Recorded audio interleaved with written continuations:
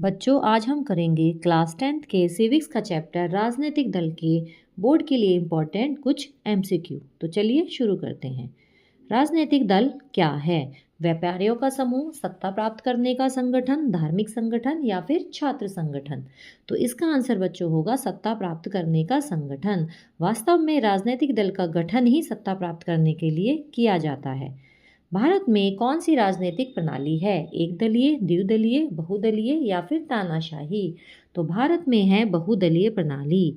एक दलीय बनने के लिए किसकी मान्यता आवश्यक है? संसद, राष्ट्रपति, सर्वोच्च न्यायालय या फिर चुनाव आयोग? तो इसका आंसर बच्चों डी होगा, चुनाव आयोग। चुनाव आयोग ये निश्चित करता है कि कोई भी राजनीतिक दल वो राष्ट्रीय स्तर का है या फिर क्षेत्रीय स्तर का।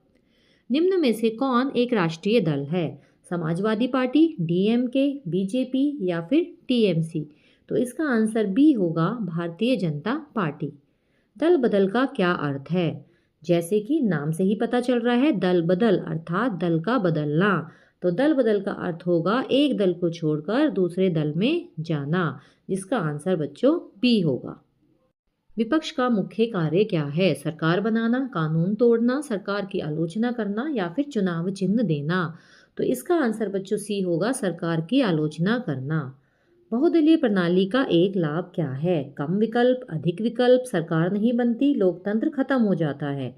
तो इसका आंसर बच्चों बी है, अधिक विकल्प। जनता के पास अधिक विकल्प होते हैं कि वह कौन सी राजनीतिक पार्टी का चुनाव करेगी।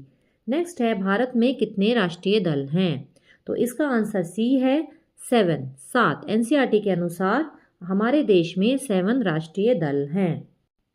निम्न में से कौन क्षेत्रीय दल है? कांग्रेस, बीजेपी, सीपीआईएम और डीएमके? तो इसका सही आंसर है डीएमके, जो कि तमिलनाडु का एक क्षेत्रीय दल है।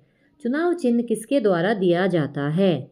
इसका आंसर बच्चों सी होगा, चुनाव आयोग। कि चुनाव से संबंधित जितने भी कार्य हैं वो चुनाव आयोग द्वारा ही किए जाते हैं।